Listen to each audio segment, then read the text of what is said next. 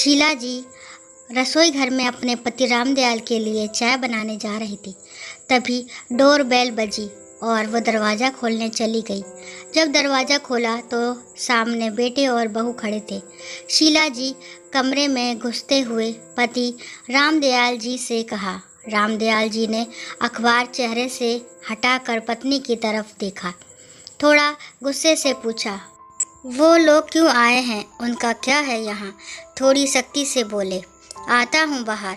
क्यों गुस्सा हो रहे हैं? जाने दें, आपके बेटा बहू। और अभी आगे पति से कुछ कहती के रामदयाल जी ने टोक दिया। बस करो शीला, कितना सब्र करोगी? कभी तो जुबान से कुछ कह दिया करो।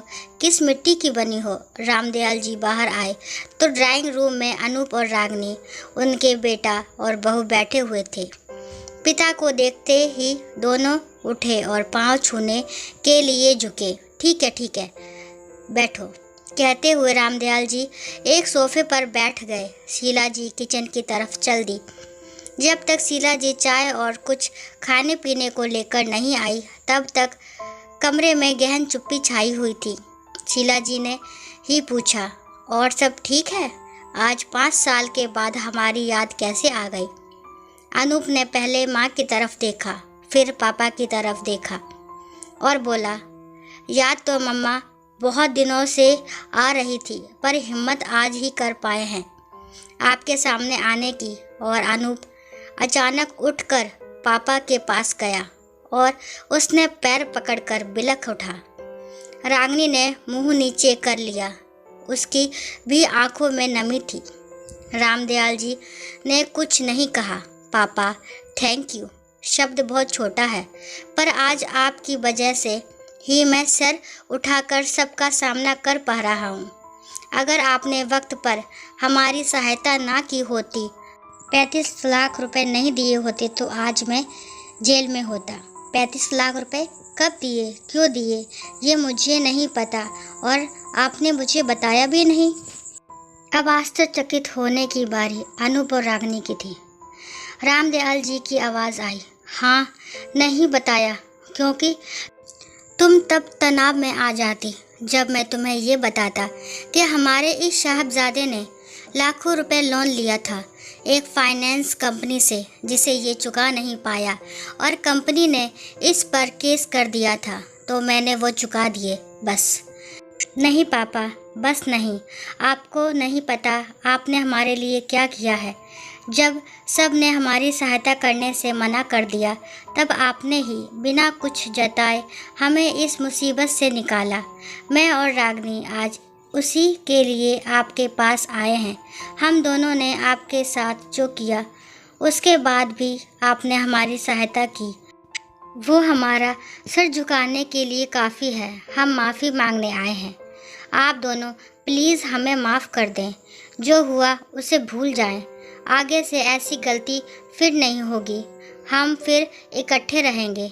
आपको शिकायत का कोई मौका नहीं मिलेगा। हम? रामदयाल जी ने हाथ उठाकर अनूप को इशारा किया। नहीं, माफ़ तो मैं तुम्हें मरते दम तक नहीं करूँगा। तुमने मुझे कुछ कहा होता तो शायद मैं सह भी लेता, पर तुमने और तुम्हारी बीवी ने अपनी इस माँ पर सोने के कंगन की चोरी का इल्ज़ाम भी लगा दिया। तुम भूल गए थे, तुम्हारी इसी माँ ने तुम्हारी बुआ के लिए अपना सारा सोना तुम्हारे दादा दादी के हाथ में रख दिया था कि घर की इज्जत का सवाल है। सोना तो ज़िंदगी में कभी भी बन जाएगा, पर आपकी पगड़ी मैं उछलने नहीं दूंगी। खुद नौकरी करते हुए भी कभी पैसों का मोह नहीं। तुम्हारी पढ़ाई लिखाई, तुम्हारे करियर को बनाने के लिए उसने क्या क्या ना किया, मुझसे पूछो। और तुमने अपनी माँ को ही चोर बना दिया। तुम्हारी बीवी ने तुम्हारी माँ की अलमारी की तलाशी तक ले ली और तुम उसका साथ भी दे रहे थे तलाशी में। तुमसे एक बार भी विरोध में कुछ कहा नहीं गया। इसका अर्थ तो ये था ना कि तुम्हें भी लगता था कि तुम्हारी माँ ऐसा कर सकती है। और बाद में वो कंगन इसी रागनी की अलमारी के नीचे से मिला तो बड़े आराम से कह दिया, सॉरी, कभी कभी ऐसा हो जाता है। तो बरखुरदार, वो माँ थी तुम्हारी, तुमने ऐसा सोचा भी कैसे? तुमने तो वही किया जो तुम्हारी पत्नी ने करवाया। तुम्हारी पत्नी तो किसी और के पेट की थी, लेकिन तुम तो हमारे अपने थे ना। माँ को रुस्वा करने में तुमने कोई कसर नहीं छोड़ी। ये बात तो मैं ऊपर जाने पर भी नहीं भूलूंगा, और माफ़ी तो बहुत दूर की बात है। मैं तो तुम दोनों की शक्ल भी नहीं देखना चाहता। साथ रहना तो भूल ही जाओ। आज मुझे मेरा ईश्वर भी आकर कहेगा ना कि इन्हें माफ़ कर दो, तो मैं उसे भी मना कर दूंगा। इस देवी का अपमान मेरे स्वाभिमान पर एक चोट है। वो सहायता भी इसलिए की थी कि अगर तुम्हारे जेल जाने की खबर इसे मिलती तो ये उसी दिन ऊपर चली जाती, और मैं इसे खोना नहीं चाहता। वो सब मैंने तुम्हारे लिए नहीं, अपने लिए किया है। हाँ, अगर तुम्हारी माँ तुमसे मिलना जुलना चाहती है, तुमसे रिश्ता रखना चाहती है, तो ना मैंने पहले मना किया था, ना अब करूँगा। फैसला उसका है, कोई दबाव नहीं है। पर मुझसे तुम दोबारा जुड़ने की उम्मीद भी मत रखना। कहते हुए रामदयाल जी उठकर घर से बाहर ही निकल गए। अनूप की माँ की तरफ देखा तो शीला जी बोल उठी, बेटा, शायद तुम्हें ये बात अभी नहीं समझ आएगी, पर जब तुम खुद बाप बनोगे तब समझोगे कि औलाद का एक गलत कदम ही माँ बाप को तोड़ने के लिए काफ़ी होता है। माँ बाप तो अपने ही होते हैं, बस औलाद ही बदल जाती है।